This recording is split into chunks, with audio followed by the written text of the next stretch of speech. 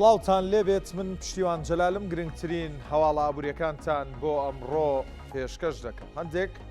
بابەت و تەوەری ئابووریم بۆ ئامادەکردوون لەم سەعاتەی کە هەمانە بۆ ئابووری پێشکەشیەوەی بەڕێزی دەکەم. سەرەتا پێم خۆشە باسێکی موچەتان بۆ بکەم و پرسی موچەتان بیر بێنمەوە کە دوو ڕۆژە ساڵی 2025مان بەجێهێشتووە. موچە چۆن بوو لە ساڵی 2025 داوە کۆتا موچە وەرگیراوە، چۆن وەرگیراوە، کەی وەرگیراوە، کاتی خەرجکردن و ناردنی لیستەکە چۆن بووە و چاوەڕوانەکان بۆ موچەی مانگەکانی دیکە چییە. ئێستا من هەندێک داتاتان بەبیر دێنمەوە کە لەم هەفتەیەدا هەفتەی کۆتایی ساڵی 2025 ڕوویان داوە کە بابەتی دابەشکردنی موچەی مانگی دەی موچە خۆران. جا با بگەڕێنەوە بۆ موچەی مانگینۆ دوایین دوو موچە کە وەرگیراوە لە 1 هەرێمی کوردستان لیستی موچەی ناردووە بۆ بەغداد. لە هەرێمی کوردستان یەکە ژمێریارەکان ئاگادارەکرێنەوە کە بۆ هەر مانگێک لە ناوەڕاستی مانگەکە سیستەمی پەیڕۆڵ کارا دەکرێت، ئاگادار دەکرێنەوە کە دەستکەن بە بەستنی لیستی موچەی ئەو مانگە. هەتاوەکو بیستی ئەو مانگە هەر مانگێک بێ بۆ نمونە موچەی مانگی دە ئامادە بکرێت تاوەکو 25 ئامادە دەکرێت لەلایەن گەنجینەکانەوە تەوحید دەکرێت و دەنێردرێ بۆ وەزارەتی دارایی و ئابووری هەرێمی کوردستان. وەزارەتی دارایی و ئابووری هەرێمی کوردستانیش بە یەک لیستی تەوحیدەوە لەگەڵ تەرازوی پێداچوونەوە میزان مراجعە دەینێرێت بۆ بەغداد. میکانیزمەکە بەم جۆرەیە هەروەکو بەرچاوڕوونیەک. لیستی موچەی مانگینۆ پاشان پرۆسی کە بۆم باسکردن لە یەکی دەنێردراوە بۆ بەغداد. داهاتی نانەوتی لە چەند لەلایەن هەرێمی کوردستانەوە نێردراوە بۆ بەغداد لە 19 ساڵی پار کە دوو ڕۆژ پێش دەستە جێمانێشت. تەمیلی موچەی موچەخۆرانی هەرێمی کوردستان کەی کراوە موچەی مانگینۆ دەڵێم 29 2025 دواتریش لە 29 لە هەمان ڕۆژدا خشتەی موچە بڵاو کرایەوە موچە لە 30 دابەشکرا. ئەمە موچەی مانگینۆ. موچەی مانگیدا دوایین موچە بوو لە کۆتا هەفتەی ساڵی 2025 موچە خۆران وەریان گرت لیستەکەی لە 25 نێردراوە، داهاتی نانەوتی لە 22 نێردراوە و هەروەها تەمیلی موچەش لە 28 لە چەند ڕۆژی کۆتایی ساڵدا تەمیلی موچە کرا. دواتر لە هەمان ڕۆژدا خشتەی موچە بڵاو کرایەوە و لە 29 موچەخۆرانی هەرێمی کوردستان موچەکانیان وەرگرت. ئەمە بیرخستنەوەیەکە بۆ دوایین دوو موچە کە موچەی مانگی نۆ و دەی موچەخۆرانی هەرێمی کوردستان. کۆی پارەی نێردراو لە ساڵەکەدا داهاتی ناوخۆی نێردراو کە داهاتی نانەوتی پشکی گەنجینەی فیدراڵیە وەزارەتی دارایی بەم جۆرە ناوی دەبات 919 ملیار و 346 ملیۆن و 211,877 دیناری عێراقی لە هەرێمی کوردستانەوە نێردراوە بۆ بەغداد وەکو ئەو پشکەی کە پشکی گەنجینەی فیدراڵە لە داهاتی نانەوتی هەرێمی کوردستان. بەس دەبێتەوە بزانین کە چەند مانگێکی سەرەتای ساڵ تاوەکو گەیشتن بە ڕێکەوتن بۆ هەناردەکردنەوەی نەوتی هەرێمی کوردستان و تا ڕادێک ڕێکەوتنیش کرا لەسەر داهاتی نانەوتی هەرێمی کوردستان مانگانە 40 بۆ 50 ملیار دینار دەنێردرا بۆ بەغدا. بەڵام لە دوای ڕێکەوتنەوە بە بەردەوامی 120 ملیار دینار وەکو پشکی گەنجینەی فیدراڵی لە داهاتی نانەوتی هەرێمی کوردستان نێردراوە بە بەغداد. لە بەرامبەر بەغداد چی ناردووە؟ بەغداد زیاتر لە 9 تریلیۆن و 599 ملیار دیناری ناردووە. بۆچی؟ بۆ موچەی موچەخۆرانی هەرێمی کوردستان کە موچەی دەمانگ دابش کراوە. ئەگەر حسابات تێ بکەین 11.5 تریلیۆن دینار پشکی بودجێ هەرێمی کوردستانە. ئەگەر موچەکەی لێ دەرکەین 1.9 تریلیۆن دینار دەمێنێتەوە بۆ ئەوەی بنێردرێ بۆ هەرێمی کوردستان. ئەمە حساباتی ژمارەیە بەڵام تەفسیراتی بودجە و یاسای بودجە لە لای وەزارەتی دارایی عێراق و وەزارەتی دارایی و ئابووری هەرێمی کوردستان دوو تەفسیری جیاوازە بۆ ئەو ژماری کە ئایا هەرێمی کوردستان گەیشتۆتە ئەو سەقفەی لە بودجەدا بۆی دیاری کراوە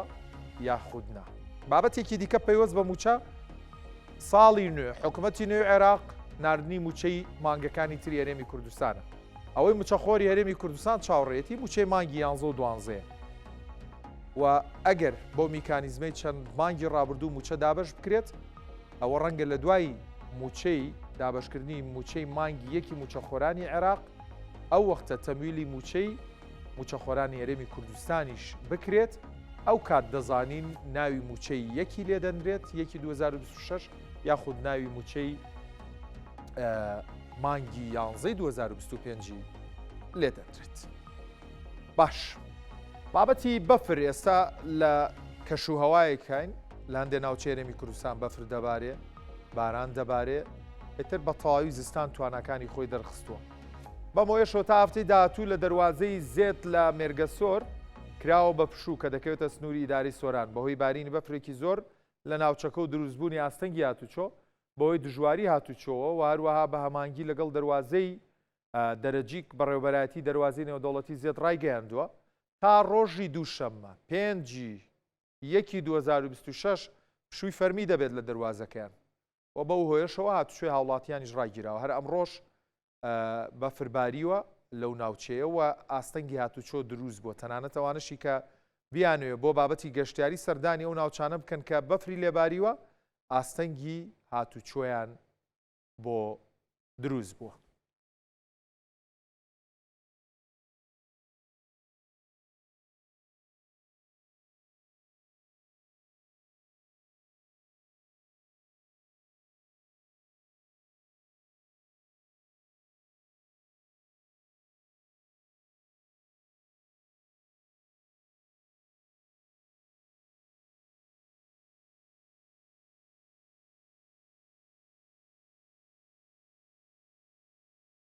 باش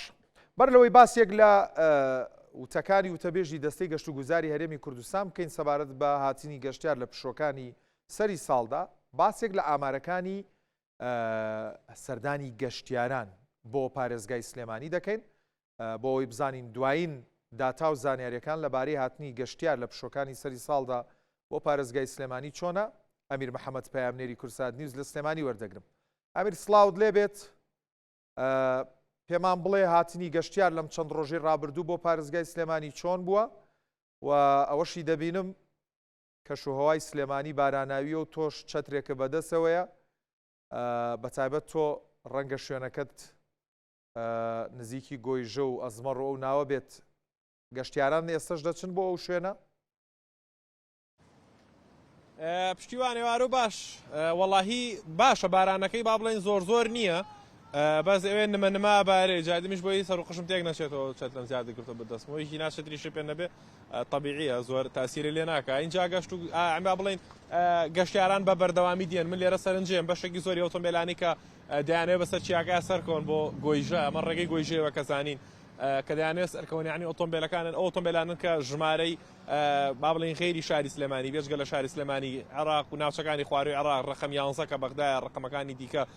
لێرەوە خەڵک بۆ گەشت و گوزار و بۆ بەسەربردنی کاتێکی خۆش و بینینی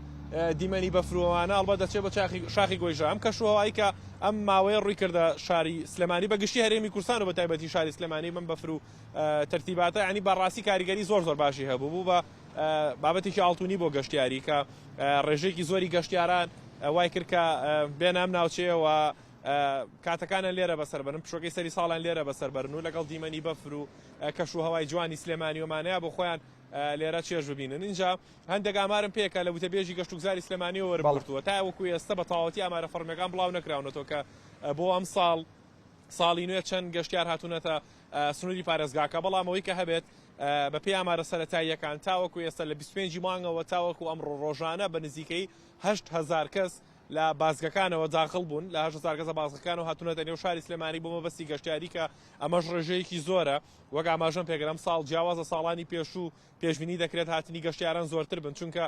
کەشوهەوای ئەم ساڵی سلێمانی و ئەو بەفر و بارانی بەتایبەتی ئەو بەفری کە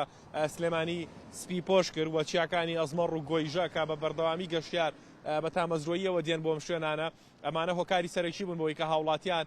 لە گەرمای هاوین و گەرمای خواروی عێراقەوە خۆیان نەجات بن و بێن بۆ خۆیان لێرە جەوێکی خۆشی سارد و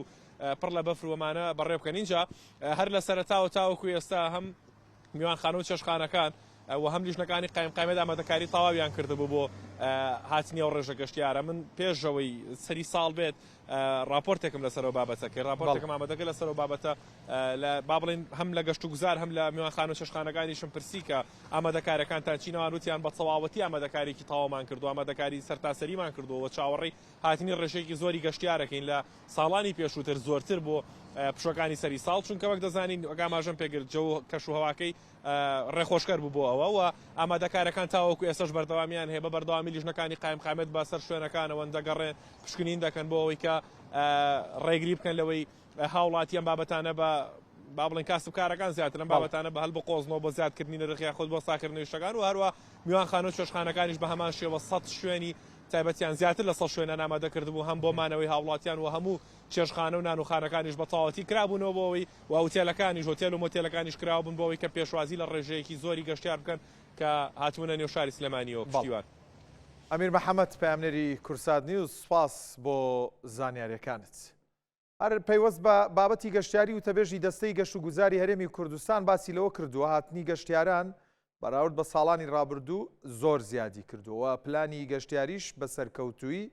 جێبەجێ کراوە. ئیبراهیم عەبدولمەجید و تەبێژی دەستەی گەشت و گوزاری هەرێمی کوردستان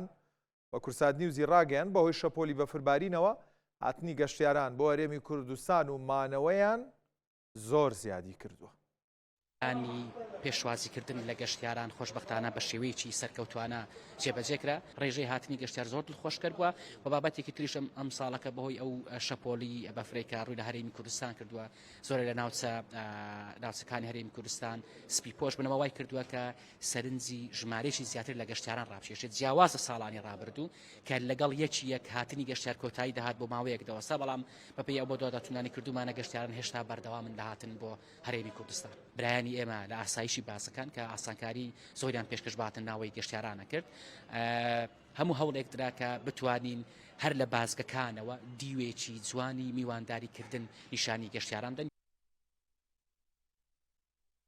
ئانی پێشوازیکردن لە گەشت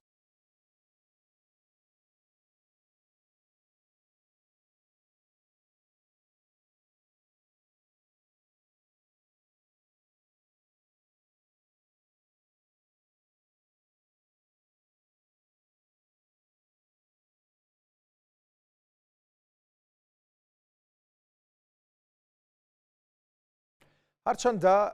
بارینی بەفر لە هەرێمی کوردستان لە ناوچە جیاجەکانی هەرێمی کوردستان دیمەنێکی جوانی هەیە و هەروەها گەشتیاران ڕوو بە تایبەت گەشتیارانی ناوڕاست و خواروی عێراق ڕوو لەو شوێنانەکەن کە بەفری تیا دەبارێ وەکو بابەتی گەشتیاری زستانە، بەڵام سەرێشەشی بەشی خۆی هەیە، ئەویش بەشێکی داخستنی ڕێگاکانە واروەها ئاستەنگی هاتوچۆیە و زۆر جار داخستنی هاتوچۆی بازرگانیش و گەشتیاریش بە دوای خۆی دادێنە، چونکە ڕێژەی ئەو بەفربارینەی کە دەبارێ کاریگەری دەکاتە سەر ئەوەی تا چەند هاتوچۆ ئاساییە ئاساینە. جا بۆ ئەوەی بزانین لە حاجی ئۆمەران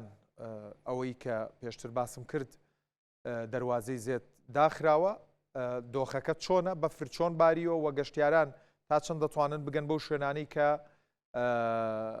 شوێنێکی گەشتیاری و بەفری لێباریەوە. دەچم ئیسماعیل عوسمان وەردەگرم پەیامنێری کورسات نیوز. ئیسماعیل سڵاوت لێبێت، پێمان بڵێ بەفربارین تا چەند ئاستەنگی بۆ هاتوچۆی بازرگانی گەشتیاری دروست کردووە لەو سنوورە؟ بەڵێ پشتیوان ئەگەر تەنیا باسی 24 ساعتی ڕابردوو بکەین بە پێی ئەو ئامارانەی کە لە تیمەکانی بەفرڕاماڵین وەرمانگرتووە 68 سانتیم بەفریان لەسەر ئەو ڕێگا سەرچێ لاداوە کە ئێستا ئێمە گوندێکە پێی ئەڵێن ئازادی لە گوندی ئازادینە، ئەوەی لە بەردەبانەوە دیارە ڕێگای حاجی ئۆمەرانە تەنها بڵێن چەند کیلۆمەترێک ماوە بگەین بە دەواازەی سنووری حاجی ئۆمەران لەبەر بەهۆی بەفری زۆر و وا نالەباری کەش و هەوا و هەروەها بڵێن زۆری بەفر لەسەر ڕێگا سەرچیەکان تەنانەت هەندێک ئۆتۆمبیل هەر ڕێگایان پێنادرێ بڕۆن بەشی زۆری گەشتیاران کە هاتوونە لەو ناوچەیە گەڕاونەتەوە واتە زیاتر ڕێگایان پێنادرێت لەبەرەوەی زۆری بەفر کە بڵێن تەنیا یەک سایت کراوەتەوە بۆ ئەوەی هاتوچۆی تێدا بکرێت، ئەویش بە مەبەستی گەشتیاری ئەوەی کە سەردانی کۆماری ئیسلامی ئێران دەکەن بە پێی و ئامارانی کە هەیە لە ماوەی ئەو شەپۆڵە بەفربارینەی کە بڵێن هەرێمی کوردستانی گرتوتەوە و لە پێشیشدا 2 شەپۆڵی تر ئەو ناوچێ گرتۆ بە پێی و ئامارانەی کە هەنە تا ئێستا 281 ملیم عفۆن سانتیم بەفر لە ئەو ڕێگا سەرەکی کە پێدا ڕێگای هامبڵتۆن کە دەواازی سنووری حاجی ئۆمەران بە کۆماری ئیسلامی ئێران دەبستێتەوە ئەو دەواازە سنووریە ماوەی 1 هەفتەیە جموجۆڵە بازرگانیەکانی تێدا وەستایە هەروەکو لە سنووری ئیداری سۆران 2 دەواازەی سنووریە ئەو دەواازەی حاجی ئۆمەرانەکە تایبەت تا بڵێن بە هەرێمی کوردستان لەگەڵ کۆماری ئیسلامی ئێران و هەروەها بڵێن دەواازەی زێتێشمان هەیە بەڵام زێتێ جموجۆڵی بازرگانی تێدانە بەڵکو تەنیا گەشتیاری هاتوچۆی هاوڵاتیانە بەڵام لێرە قەبارەی ئاڵوگۆڕە بازرگانیەکان بە ڕێژەیەکی زۆرە ئێستا لە زێتێ لەگەڵ ئەوەی لەگەڵ بڵێن ئەو شەپۆڵە بەفربارینەی هەبووە هیچ هاتوچۆیەک نەبووە واتە ڕێژەیەکی زۆر بەفر لەسەر ڕێگا سەرچەکە هەبووە بۆیە هاتوچۆ نەبووە لە ئێستاشدا هەر بۆ 5 مانگ درێژ کراوەتەوە کە هاوڵاتیان یان ئەوانەی کە مەبەستی سەردانی وڵاتی تورکیاکەنیان بە پێچەوانەوە ئەو ڕێگای نەگرنە بەر بەڵکو ڕێگای هاتوچۆکردنی تێدا نەماوە و لە سنووری حاجی ئۆمەران ڕاستە بڵێن تیمێکی تایبەتی بە فڕاماڵین کە سەر بە بەڕێوە بەرایەتی چاکردنەوە پاراستنی ڕێگاوبانی سۆرانە بەبەردەوام تیمەکانن لەسەر ئەو ڕێگایان بەڵام بەهۆی چڕی بەفربارین و مانەوە بوونی بەستەڵک کە زۆرترین گرفت بۆ ڕێگاوبانەکانی دروست کردیا بەستەڵک لەو ناوچێ وای کردووەکە بەشێکی زۆری هاوڵاتیان کە دەشێن ئۆتۆمبیلەکانیان توانای وەسەرکەوتنیان نییە بۆ ئەو ڕێگا سەرچە گرفت بۆ کەسانی تریش دروستەکەن کە لەو ڕێگای هاتوچۆەکەن ئەمە زۆر جار داواکاری بڵێم هەم پۆلیسی هاتوچۆ هەم تیمەکانی بە فڕاماڵین هەم یەکە ئیداری سنوورەکەش کە ئەو هاوڵاتیانە ئۆتۆمبیلەکانیان لە بەفر توانای ڕۆیشتنیان نییە ڕێگاکە نەگرن و جەنجاڵی لەسەر ڕێگاکە دروست نەکەن و بە تایبەتیش ئێستا لەبەرەوەی جموجۆڵە بازرگانیەکان وەستاوە تەنها لە ماوەی ئەو چەند ڕۆژە بەشێک لە ئۆتۆمبیلانی کە لە ناو دەواازەی تەمەرچین حاجی ئۆمەران مابوونەوە کە بەهۆی بەفربارینەوە ڕێگاکە داخرابوو بە پێی و ئامارەی هەنا لە دیوی ئێرانیش کە شاری خانەیە لەوێشەوە بە ڕێژەیەکی زۆر کە بڵێن دەواازەی تەمەرچین بە ڕێژەی زیاتر لە 150 بۆ 200 سانتیم بەفر لەوێش باریوە ئەمەش لەوێ وای کردووە تەواوی ساحەکانی ئەوەی کە ئۆتۆمبیلی ئاڵوگۆڕە بازرگانیەکانی تداکەن هەمووی پڕ بۆتەوە لەبەرەوەی هیچ ئۆتۆمبیلێکی بار هەڵگر ناتوانانی بێ لەوێ بوەستێتووە بە پێچەوانەشەوە هەرێمی کوردستانیش ناتوانێت بڕۆن ئەوێ بەڵام ئەو ئۆتۆمبیلانی کە لەوێ مابوونەوە بەشێکیان کەس شێوای بڵێن سیستەمی ترانزیتیان هەبوو لە وڵاتانی ترەوە دێن با دەواازە سنووریە بڵێن تێپەڕە بن ئەوانە ڕێگەیان پێدراوە بە ژمارەی 40 بۆ 50 ئۆتۆمبیلەبی ئەوانە ڕۆژانە هەردوو سێ ئۆتۆمبیل بەیەکەوە ئیز نەدرێن بە تایبەتی ئەوانەی کە سەوزە و میوەیان پێبوو زۆرتر ئەوانە کە بەرهەمەکانیان خەسار نەبییان لە ناو نەچی ئەوانە زیاتر هێنراون بەڵام بە پێچەوانەدا هیچ جەموجۆڵێکی بازرگانی لەوێ لە ئێستادا ئەنجام نادرێت لە بەو ساردی و سەرما و نەمانی شوێنی مانەوەی ئەوەی بە پێی و ئامارانی کە هەنا ڕۆژانە 700 ئۆتۆمبیلی بار هەڵگر لەو دەواازە سنووریە ئامادەیان هەیە بۆ گواستنەوەی کاڵاو کەلوپەل و پێداویستی لە هەرێمی کوردستان بە پێچەوانەشەوە بەڵام بە پێی ئەو ئامارانی کە هەبوون پێش ئەو بەفربارینە هەتا 550 بۆ 600 ئۆتۆمبیل ڕۆژانە هاتوچۆی کردیەوەتە کاڵاو کەلوپەل و گواستیتەوە بە پێی ئاماری 2 ساڵی لەمەوبەر هەرچەندە 2 ساڵە هیچ ئامارێک ڕانەگەاندراوە بەڵام 2 ساڵ لەمەوبەر قەبارەی ئاڵوگۆڕی بازرگانی لەو دەواازە سنووریە بۆ ملیارێک و 500 میلیۆن دینار خەملاندنی بۆ ئەکراکە جەموجۆڵە بازرگانیەکان لەو دەواازە سنووریە بەڵام لە ئێستادا وەک خۆت ئەڵێ ئەو چەند ڕۆژێک کە هەیە وەستاوە و گەشتیاریش دێن گەشتیارەکان هەموو لێرە ماونێتەوە لە ئێستادا. بەڵێ ئیسماعیل عوسمان سوپاس بۆ زانیاریەکانت. باسێکی دۆلار بکەین لاوازبوونی دۆلار دواتریش میوانێکم دەبێت گفتوگۆ لەسەر بازاڕەدارایەکان بە شێوەیەکی گشتی دەکەین. سەرەتا پێم خۆشە پێتان بڵێم لاوازبوونی دۆلار بە شێوەیەکی پلەبەندی بەردەوامی هەبوو هۆکارەکانیش بۆ ئەمانە دەگەڕدرێتەوە دابەزینی پشکی دۆلار لە یەدەیگی بانکەکان واروها دابەزینی وەبەرهێنانی بیانی لە بازاڕی بۆندەکانی ئەمریکا لەگەڵ بەکارهێنانی دراوە نیشتیمانیەکان لە مامەڵەکانتە ئەو بەرەی کە برێکس دروستی کردووە دژ بە دۆلاری ئەمریکی و ئەمریکا زۆر جار مامەڵەکردن بە دراوی نیشتیمانی لۆکاڵی وڵاتەکان لە نێوخۆی یەکدا بۆ ئاڵوگۆڕەکان کاریگەری لەسەر دۆلار هەبووە. داتاکانی تر ئەگەر بێنە سەر شاشە پشکی دۆلار لە یەدەگی دراوی وڵاتان بەم جۆرە بووە لە بۆ نمونە ئەگەر تەماشای ئێرە بکەین لە 1.1 لە سەدەوە لە پێش با بڵین ساڵی 2000ەکان و بۆ دوای ساڵی 2000ەکان دابەزیوە لە دەوروبەری 2005 خوار بۆتەوە بۆ 66.5 لەسەد دواتر بە شێوازێکی لەبەندی دابەزینی بەخۆی بینیەوە جارێکی تر لە 2015 بەرز بۆتەوە بۆ 65.8 لەسەد بەڵام دەبینین لە دەوروبەری ساڵی 2025دا پشکی دۆلار لە یەدەگی دراوی وڵاتان دادەبەزێ بۆ 57.8 لەسەد ئەمەش یەکێکی دیکە لە هۆکارانەیە کە هۆکاری لاوازبوونی دۆلار یاخود وەک لاوازبوونی دۆلار ناو دەبرێت پشتی دراوەکان لە یەدەگە نێودەوڵەتیەکان بەم جۆرن لە ساڵی 2005 دەبینین 67 لەسەدی دۆلارە 24 لەسەدی یۆرۆیە 4 لەسەدی پاوەرنە و 6 لەسەدی دراوەکانی دیکەیە بەڵام لە ساڵی 2015 و 67 لەسەدی دۆلارەدا دەبەزێ بۆ 66 لەسەد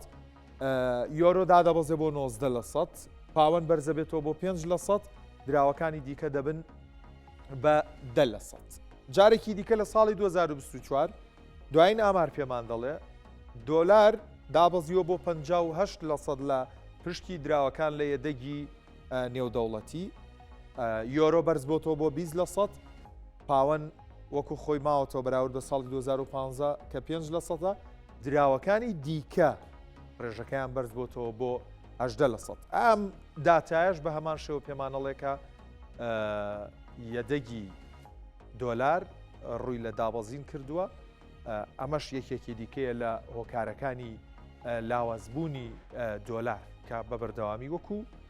خاڵێک باز دەکرێت هەڵبەتە پێشتریش لێرە لەگەڵ میوانەکانە باسی ئەومان کردووە یاخودەوەیان خسۆتە ڕوو ترامپ ڕەنگە کار بۆ ئەو بکات تا ڕادەیەک دۆلار بۆ ڕێژەیەک کە خۆی بێوێ دایبەزێنێ ئیندێکسی دۆلار ئەمەش سیاسەتێکی لە پشتۆی بەڵام ئەم داتا درێژخایەنانە پێمان دەڵێن کێرفی دۆلار ڕوو لە دابەزین ئەگەر داتایەکی ترما بێ سەبارەت بە دابەزینی بەهای دۆلار بۆ کەمترین ئاست لە 12 مانگدا دەبینین لە ساڵی 2025 چارتە ئەم پێنوێنە تایبەتە بە ئیندێکسی دۆلار لە ساڵی 2025دا دەبینین کە تاوەکو 96.7 لەسەد دابەزینی بڵێن دۆلار دابەزینی بەخۆیەوە بینیوە و ساڵەکەی بە خراپی جێشتووە وەکو ساڵی 2025 پشتی زێر لە یەدەگی نێودەوڵەتیە بە پێچوانەی دۆلارەوە دەبینی لە 2005 لەسەد بووە بەڵام لە 2025 بەرز بۆتەوە بۆ 27 لەسەد ئەمەش پێمان دەڵێ ڕەنگە جارێکی تر هەیمەنەی دۆلار بەو جۆرەی هەیە بگەڕێتەوە بۆ دۆخێکە هێندە بەهێز نەبێت و دۆلاریش خاوەنەکەی ئەمریکا کە گەورەترین ئابووری جیهان بۆ یە گریمانەکان بە بەردەوامی لەسەرم پرسا کراوە دەبن با ئەگەر هیچ نەمابێت و بەرهێنانی بیانی لە بازاڕی بۆندەکانی ئەمریکا لە ساڵی 2008 50 لەسەد بووە لە ساڵی 2025 دابەزیوە بۆ 30 لەسەد قەرزەکانی ئەمریکا یەکێکی دیکەن لەو بارگرانی کە ئابووری ئەمریکا خاو دەکەن و یاخود باری ئابووری ئەمریکا قورس دەکەن باری ئابووری و دارایی دەبینین بەرز بۆتەوە بۆ 46 تریلیۆن و 350 میلیارد دۆلار 123 لەسەدی کۆی بەرهەمی ناوخۆی ئەمریکای جا بۆ ئەوەی گفتوگۆیەکی زیاتر بکەین لەسەر ئەم پرسانە و بە تایبەت پرسە دارایە جیهانیەکان هەڵسەنگانێک بۆ ساڵی 2025 بکەین دواتریش بزانین لە ساڵی 2026دا چی چاوەڕێمان دەکات هەرێم ڕێبوار شارەزای بازاڕە دارایەکان میوانمان دەبێت کاک هەرێم سڵاوت لێ بێ ببورە پێم وابێت تۆزێک کاتمان گرتی هێشتمانیتەوە چونکە هەندێک بابەتە بوو ویستم دواتر بە کاوەخۆیی قسە لەسەرم پرسە بکەین ساڵی 2025 بەگشتی بۆ بازاڕە دارایەکان چۆن بوو ئەگەر هەڵسەنگانێکی بۆ بکەیت سەرەتا ئێوارەی بەڕێز و بینەران باش ئاساییە چێژم لە راپۆرتەکەتانەوە دەستان خۆش بێ زۆر سپاس لە ڕاستیە مەسلەی لە 2025 گۆڕانکاریەکان زۆر خێرا بوون و گۆڕانکاری زۆر گەورەمان بینی پێویست بە بازاڕە داراییەکانە لەسەر مستەوایەکی سیاسی لەسەر مستەوایەکی ئابووری ئەمە بازار بە قۆناغی ئالنگاریە تێپەڕی هەروەکو لە راپۆرتەکەشەوە باس کرد لە خلالی ئەم ساڵە ئیندێکسی دۆلاری ئەمریکی بە شێوەیەکی بەرچاو دابەزیەوە و نرخی زێڕ و زی و کانزاکان بە شێوەیەکی گشتی وەکو پەناگەیەکی ئارام کەەوە بەرهێنەر کە دەوڵەتەکان بانکە ناوەندەکان پەنیان بدۆتە بەر کڕێنی نرخەکانیان بەرز بۆتەوە بە شێوەیەکی خودکاریش ئێمە هەر کاتێکە نرخی کانزایەک بەرزەبێتەوە لەسەر ئەساسی دۆلار نرخی کانزایەک بەرزەبێتەوە چونکە بانکە ناوەندیەکان بە شێوەیەکی گشتی دێن بەڵانسەکەن لە نێوانە عملە بیانیانەی کە هەیە هەست بکەن کە بابەتێک ڕوو لە لاوازە یاخود سیاسەتەکەی خۆیان بۆ ئاراستەیە کە دراوێکە کانزایەک لە بازارە لاوازکەن پەنابەنە بەر کڕینی بەشێکی دیکەی بازار یاخود ئینسترومنتێکی دیکەی بازار کە ئەمە لە خلالی 2025 ئەمە بینیمان کە زی و لیدەری بازار بوو توانی نزیکی 170 بەرز بێتەوە هیچ شتێک لە بازارە دارایەکانە بەقەت زی و توانای بەرزبوونەوەی نەبوو پاشان زێڕ و ئەوانە بینین بیتکۆین بە شێوەیەکی نێگەتیڤ لە خلالی 2025 لە خوار سعری کرانەوەی ساڵێکەوە دایخستووە و ئەمەش حاڵەتێک هەرچەندە بەرزبوونی تۆمارکە بە شێوەیەکی گشتیە توانین بڵێن ئەم ساڵی کانزاکان بوو بە شکڵێکی عام لە بازارەکانە و ساڵێکی خراپیش نەبوو بە ستۆک مارکەتی ئەمریکی بەڵام ئەمە خۆی هەمووی سەرچاواگرێت لەوەی کە بەرهێنەر یاخود بازرگان دۆخەکە چۆن نەخوێنێتەوە لەلایەک ئێمە دۆخێکمان هەبوو کە لەسەر مستەوەی سیاسەتی نێودەوڵەتی بە تایبەتی لە شەرقی ئەوسەد بوو لە ئۆکرانیا مابینی ئۆکرانیا و رووسیاوانە چین تا ڕادێکی زۆر بەرەی برێکس کە باست کرد کۆمەڵک ئەحداث و ینی کۆمەڵک ڕووداومان هەبوو لە چوارچێوەی دنیای ئەمانە بۆ خۆی تەئسیریان کردە سەر مەسەلەی بۆ بە تایبەتی پێنوێنی دۆلار و کڕینی زێر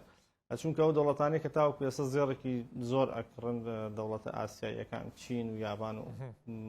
بانکە ناوەندیەکانی تریش بەڵام لە پێش هەمویانەوە چین و یابان بۆ نمونە لە بۆرسەکانی ئاسیا زێڕێکی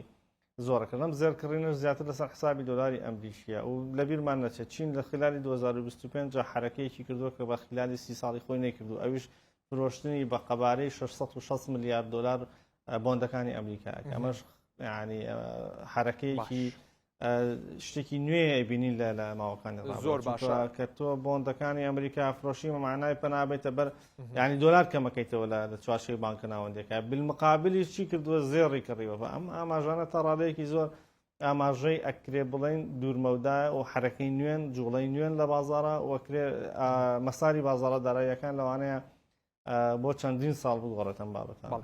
کاکەرێم لە 2025دا کێ براوەی بازارە داراییەکان بوو ئەگەر بەم جۆرە پرسیارەکە سادە بکەینەوە براوەی بازارداراییەکان بە دەرەجەیەکە گەر ئێمە لەسەر مستەوای خودی ئەداتەکان ئینسترومنتەکانی ناو بازار قسە بکەین بەبێ هیچ گومانە دوودڵیەک زی و براوەی یەکەم بوو لە بازارەکانە چونکە بەگوێ ئەو ئەدات و پێرفۆرمانسی کە هەیبوو کە باسم کرد 1970 لە بازارەکانە بەرز بووە باشترین ئەدای هەبوو لە خلالی 2025 و پاشان زێر لە مەرتەبەی دووەم یەکێک بووەوانەی کە ئەدایەکی زۆر باشی بوو ئەوانەی کە لە بازاریش خراپ بوون بەڕاستی نرخی نەوت لە بازارە بە بەردەوامی لە خلالی 2025 لە دابەزین بوو زۆر ئەدایەکی خراپی هەبوو ئیندێکسی دۆلاری ئەمریکی بە هەمان شێوە بازاری بیتکۆین و کریپتۆکەرەنسی بە هەمان شێوە پاشان ستۆک مارکێتی ئەمریکی دەکە بە معدلی نازداک و داو جۆنس و SP 500 بە تقریبی هەمویان نزیکی 120 بەرز بوونەتەوە بەڵام بەراورد بە بەرزبوونەوەی زێڕ و زی و لە ڕاستیە زۆر کەمترە بەڵام ئەوەی کە من پێم وایە لە خلالی ساڵی داهاتووشە ئێمە پێشبینیەکەین بۆی کە بازارەکان چ شتێک لە بازارە ئەگەر احتیمالەتی ئەوەی هەیە کە تا ڕادەیەکی زۆر ئەدای دواتر باسێکی 2026ەکەین کە ئێستا دوو ڕۆژمان لێ تێپەڕاندووە باسێکی 2026ەکەین ئاڵنگاریەکانی بەردەم بازارەکان چین بەس ڕەشبینیەک لەبارەی زیوەوە هەر هەبوو کەواتاوانی کە گرێوی خۆیان لەسەر زی و دانابوو براوە بوون خۆی لە ڕاستیە بازاری کانزاکان بە تایبەتی زێڕ و زی و فترە ینی بۆ نمونە فترەیەکی بنیادنانی مامەڵەی کڕینت هەیە کە لەوانەیە چەند ساڵی پێچوو بێ بۆ نمونە لە زیوە لەوانەیە نزیکی 13-14 ساڵی پێچوو بێتاوەکو ئەم بەرزبوونەوەی ئێستای تۆمار کرد و شتێکی تا ڕادەیەکی زۆری شێمەوەکو کۆتا پێشبینی تەسەوری 72 دلارمانە کرد لە بازاڕە داراییەکانە بەڵام ئەوەی کە لەم خلالی ئەم هەفتەی کۆتاییە بووە هۆی ئەوەی کە نرخی زی و بگەێنێتن 84 دلار بۆ ئۆنسەیەک و دواتر بە خێراییاتە خوارەوە دوو بابەتی سەرشی بوو بابەتێکیان پەیوەندی بۆ هەبوو کە چین ڕایگەیاند کە لە سەرەتای ساڵی نوێ ئیتر هەناردەی زی و ڕاگرێ بە بازاڕە جیهانیەکان کە ئەمیش پێکەنەرێکی سەرەکی نزیکی 180 بازاڕی زیوی جیهان پێکەێنێ ئەمەش واکە بنەتیجە ینی کورتێنانێک دروست بێ لە مەسلەی زیو لە بازارەکانە و سەر ڕای ئەو هەموو تەڵەبە زیادەش کە لە 2025 هەبوو ئەمە وای کرد بۆ نرخی زی بە شێوەیەکی خێرا بەرز بێت و بابەتێکی دیکەش ئەوە بوو کە لە ڕاستیا لەم قۆناغی لەم دوو هەفتەیە کە تاوکو سەری ساڵ بەشێکی زۆری دامەزراوەکان و بانکەکان بە پشواتی ئەپەڕین و ترێدەرەکان زۆر ئەکتیو نەبوون لە بازار بە سیولەیەکی کەمتر ئەکرێ بازار نەختینەیەکی کەمتر پێویست بۆی کە بازار حرەکە پێ بکەیت ئەمە شێک بوو لەو سەبەبانە بەڵام پێویستەوە بەرهێنەر و بازرگان لەوە ئاگادار بێکە لە حاڵەتی ئێستەیە بە تەواوەتی پشت نەبەستن بەو بڕیاری کە چین داوێتی لە لەم ساڵیان 2026 بە تەواوی هەناردەی زیو ڕاگرێت لەبەر دوو هۆکار هۆکارێکیان ئەوەیە کە لە حاڵەتی ئێستەیە ئەم هەواڵە تەئسیری لە بازاڕەکان کردووە و بەرهێنەر و بازرگان ئەم خەبەرەی پێگەیشتووە و ئەم خەبەرە جێپێی خۆی قایم کردووە لە بازاڕە ینی ئەم سعرانی کە لە حاڵەتی ئێستەیە ئەیبینین ئێمە بەشێکی گەڕێتەوە بۆ دەرەنجامی ئەو خەبەرانە لە ڕاستیان حاڵەتی دووەمیش ئەوەیە کە ئەگەر چین پەشیمان بێتەوە لەم بڕیاری کە داوێتی ئەوە واکات کە نرخی زی و بە احتیمال وەگەرێکی زۆر لە خلالی 24 ساعتێکە لەوانێت $12 کەش دابەزێ $15 کەش دابەزێ لە بۆستەکانە لەبەرەوە پێویستە بە وریایی و مامەڕە لەگەڵم بابەتە شری ینی بەو شێوەیە لێک نەدرێتەوە کە قەچین قەراری داوە پێویستە بەردەوام نرخی زی بەرز بێتەوە لە بازاڕەکان بابە پرسیارێک بینە بابەتی ئەوەی بۆ 2026 چی چاوەڕێی بازاڕەدارەکانەکە پرسیارەکەشەوەیە باس لەوە کرد کە جێپی خۆیان قایم کردووە ئایا زێڕ و زی و گەیشتونەتە بناغەیە کە ئیتر نەبینین دابەزینی گەورە تۆمارکەن بە تایبەت لە 2026دا کاک پشتیوان وڵی من تا ڕادەیەک بە پێچوانەوە بیرەکەمەوە لە بابەتەکە و پێم وایە احتیمال و ئەگەری ئەوەیە کە لە 2026 تا ڕادەیەک ئێمە ببینین کە نرخەکان دابەزێن چونکە بە گوێرەی مێژووی بازاری کانزاکان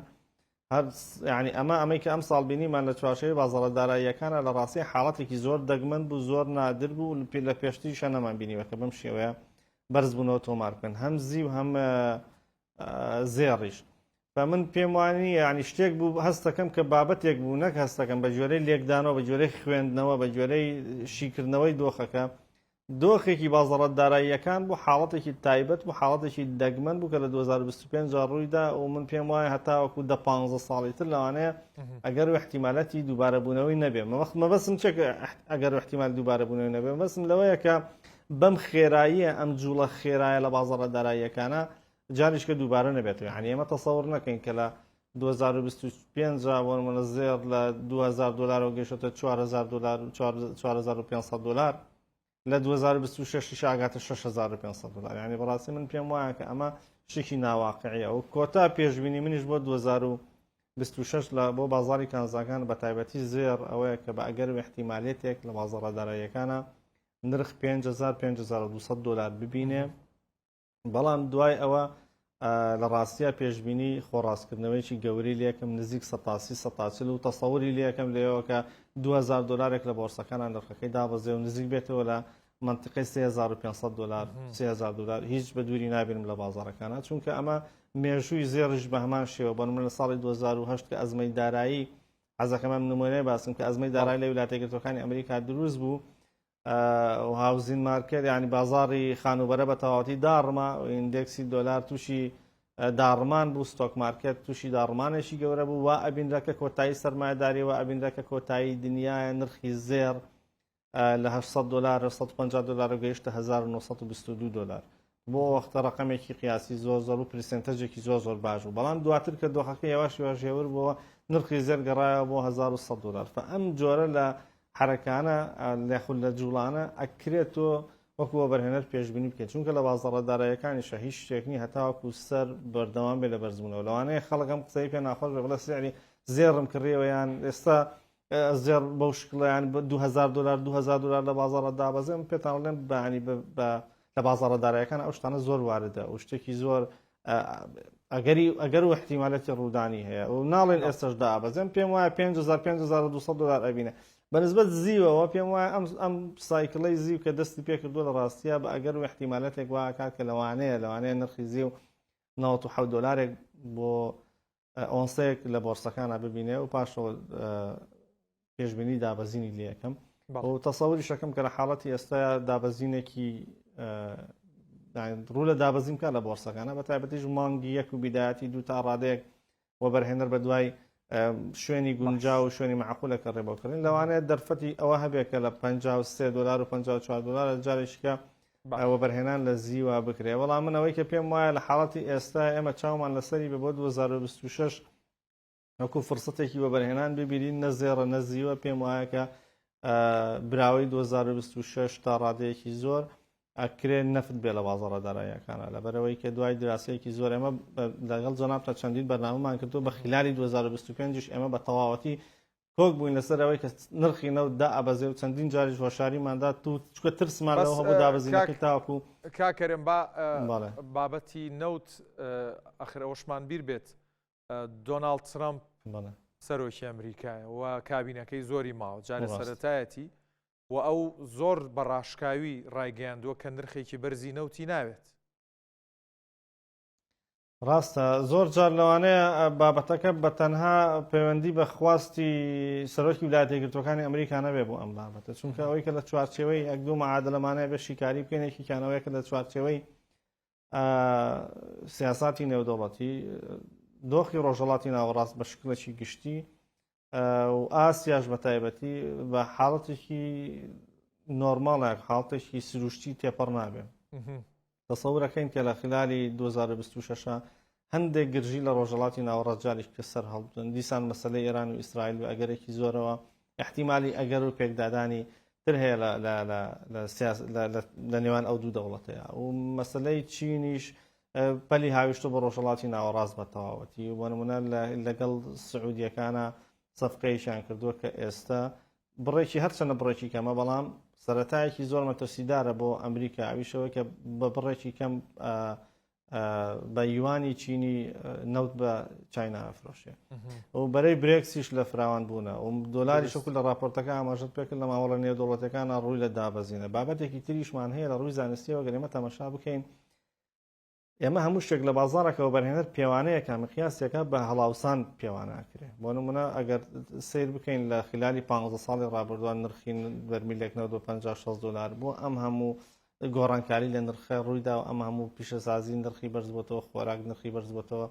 سیرەکەی بەراورد بە هەڵاوسان بەراورد بە دۆخی بازار زۆر نرخەکەی لە خواردترە یعنی ئەو نرخی نەوت نابێت لەو منتقانە نابێ ینی لەبەرەوە پێویستە وەکوڵێ لەگەڵ ئاراستەی تەزەخومەکەیە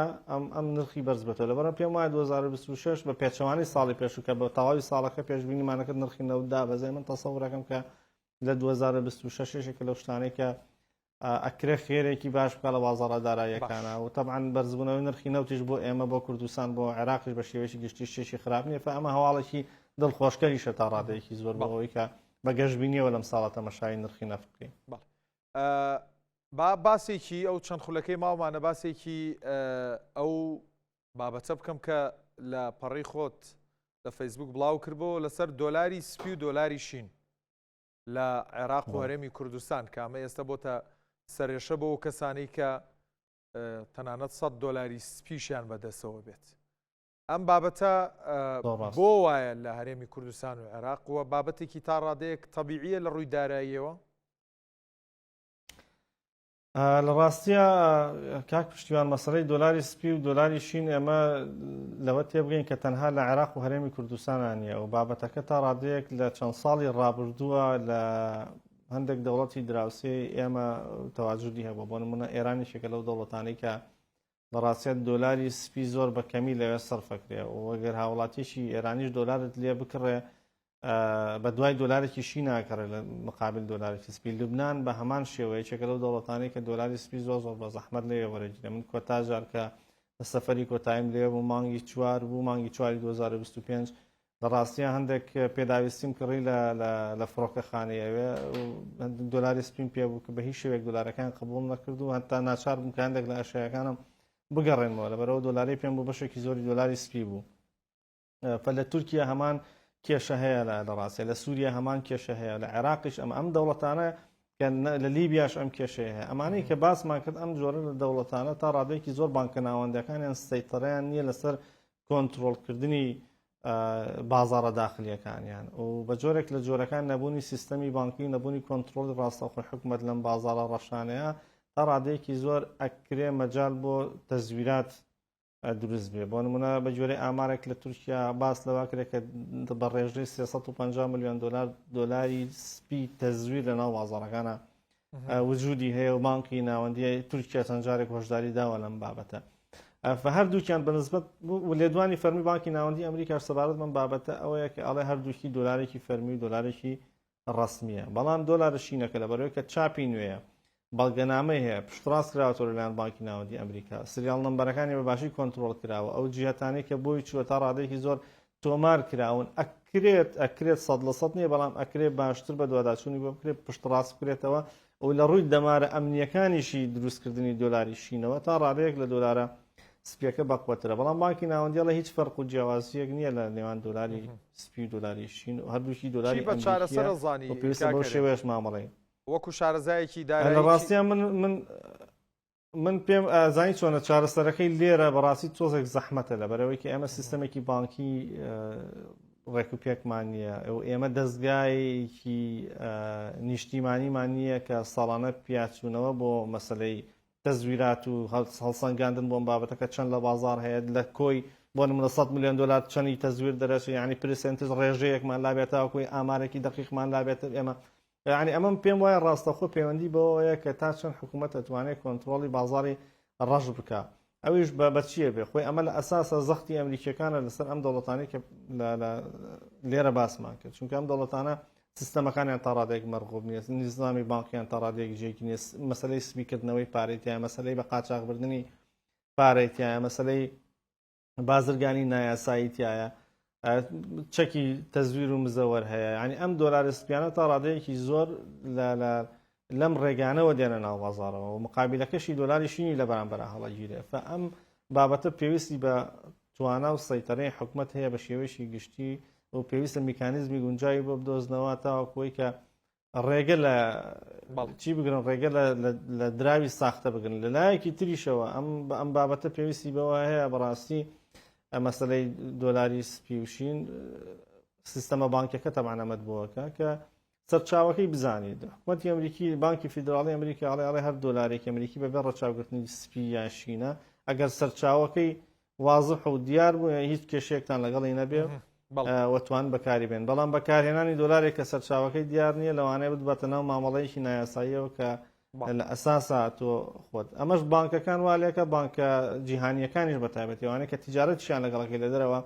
لە مەسەلەی دۆلاری سپیا زیاتر تەرکیزەکەن ینی ئەوانش بە ئاسانی قبولی ناکەن بۆیە ینی معادلەکەم پێکەوە بەسراوە ئەکە بە ئاسانی قبولی ناکەن لەوانەیە پرۆسەیەکی زیاتری بە چێکردنەوە و ئەوانەی بەراورد بە دۆلارە شینەکە لەبەرەوە بەرهێنەر و بازرگانیش عادەتەن پێی خۆش نییە کە حەزی لێ کە بە دوور بێ لەم دۆخانە لەبەرەوە کە فەرقەکە لە بازاڕا دروست بۆ پێم وان نییەش کە بە ئاسانی تۆزێک چارەسەر بکرێت لەبەرەوەی کە شتەکە تەنها لە عێراق وەرێمی کوردستان نییە و باسم کرد لە بەشێکی زۆری دەوڵەتی دراوسەکانی ئێمە چووکە عیلاقاتێکی تجاریمان لەگەڵ ئەم دەوڵەتانەیەک و ئێران و تورکیا بە تایبەتی هەیە و ئەوانیش بە ئاسانی قبولی ناکەن لەبەرەوە کێشەکە پێم وانێ بە ئاسانی چارەسەر بەڕێز هەرێم ڕێبوار شارەزای بازاڕە داراییەکان زۆر سوپاس ماندوومان کردی لە 2025دا وەچەرخانێکی گەورە و مێژووی لە ژیری دەستکرددا هاتە هەراوە ئەمە ڕۆڵی لەوە بوو چەندین کەس بکا بە ملیاردێر چەندین سەرمایی چەندین کۆمپانیا بەرز کاتەوە واروها پارەیەکی خەیاڵیش تەرخان کرا بۆ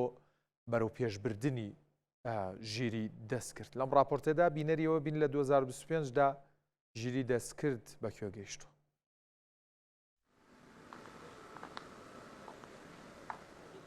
لەگەڵ ماڵاوایکردن لە ساڵی 2025 شارزانی بواری تەکنۆلۆژیا ئەم ساڵ بە ساڵی وەرچەرخانی ژیری دەستکرد ناو دەبن ئەگەر 2023 ساڵی سەرسام بوون بوو بێت بە دەرکەوتنی چات GPT و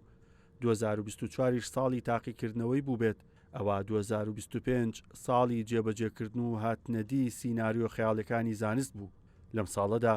ژیری دەستکرد لە چوارچەوەی شاشەکان هاتە دەرەوە و دەستی خستە ناو وردەکاریەکانی ژیانی ڕۆژانە و پیشەسازیەکانەوە What a university in the United States has the most Olympic gold medals? Let's see what it says. The university with the most Olympic gold medals is Stanford University. I'm pretty sure that's گەورەترین بازنانی تەکنۆلۆژی لە ساڵی 2025دا گۆڕینی چەمکی ژیری دەستکرد بوو لە ڕێکخەرەوە بۆ بڕیاردەر. پێشتر بەکارهێنەران پرسیاران لە ژیری دەستکرد دەکرد و تەنها وەڵامی نووسراویان وەردەگرت. بەڵام لەم ساڵدا مۆدێلە پێشکەوتەکانی وەک GPT-5 و نەوەی نوێی جێمینای بوون بە بڕیاردەر. ئەو مۆدێلانە چیتر تەنها پێشنیازت بۆ ناکەن، بەڵکو بڕیار دەدەن و جێبەجێشی دەکەن. لەوانە بەڕێوەبردننی ئیمەیڵ و دانانی پلان و نووسینی کۆد و بە گەرخستنی بەرنمەکان بە بێ دەستێوەردانی مرۆڤ. And the mascot of the Ohio State Buckeyes? Well, that is لە لایەکی ترەوە 2025 کۆتایی بەو قسەیە هێنا کە دەڵێت ئەگەر بە چاوی خۆم نەیبینم بڕواناکەم بە گەیشتنی مۆدێلەکانی دروستکردنی ڤیددیۆ وەک سۆرادوو بە دەستی بەکارهێنەرانی ئاسایی جیهانی میدیای تووشی شۆکێکی گەورە کرد. لەم ساڵدا بۆ یەکەم جار کورتە فیلم و ڕیکلامی بازرگانی بە کوالێتی سینەمایی بەرهەم هێنران بەبێ ئەوەی یەک چرکە وێنە یان ڤیددیۆ بە کامێرا تۆمار کرابێت. I am not Morgan Freeman, and what you see is not ئەم real. پێشکەوتنە لەگەڵ ئەوەی دەرگای داهێنانی کردوتەوە مەترسیەکانی وێنە و ڤیددیۆی ساختەشی گەیاندۆتە لووتکە. بە جۆرێک دادگاکان و ناوەندە هەواڵەکان ناچار بوون پرۆتۆکۆلی نوێ بۆ پشڕاستکردنەوەی بەڵگا دیجیتالەکان بگرنە. هاوکا ساڵی 2025 ئەو ساڵە بوو تایدا ڕۆبۆتە هیومەندەکان واتە ئەوانەی بە شێوی مرۆڤن لە پێشەنگاکانەوە گوازرانەوە بۆ کارگەکان و ماڵەکان بە تێکەڵکردنی مۆدێلە زیرەکەکانی زمانیش لەگەڵ جەستەی ڕۆبۆتەکان فێری ئەوە بوون لە ژینگەی ناڕێکدا کار بکەن، فەرمان جێبەجێ بکەن و وەک مرۆڤ جوڵە بکەن. ئامارەکان دەری دەخەن لە ساڵی 2025دا خواست لەسەر ڕۆبۆتی کرێکار لە کەرتی پیشەسازیدا بە ڕێژەی لە 100 تا 400 بەرز بۆتەوە. ئەوەش مشتومڕی لە دەستدانی کاری لە نێوان سندیکا کرێکارەکاندا گەرمتر کردووە. لایەنێکی شاراوەی ئەم پێشکەوتنانی بواری ژیری دەستکرد بریتی بوو لە خواستێکی زۆر لە سەروزە. گەشە سندنی ژیری دەستکرد بۆ هۆی دروستکردنی داتا سنتەر و سێرڤەری زەبەلاح کە وزەیەکی خەیاڵیان پێویستە. لەم ساڵدا بینیمان کۆمپانیا گەورەکانی وەک مایکرۆسۆفت و گۆگڵ گرێبەستی گەوریان بۆ کڕینی وزەی ئەتۆمی ئیمزا کرد بۆ دابینکردنی کارەبا بۆ سێرڤەرەکانیان. پسپۆڕانی وزە 2025 بە ساڵی هەمانگی تەکنۆلۆژیا و وزەی ئەتۆم ناو دەبن چونکە تۆڕە نیشتیمانیەکانی کارەبا توانای بەرگەگرتنی ئەو خواستە زۆریان نییە.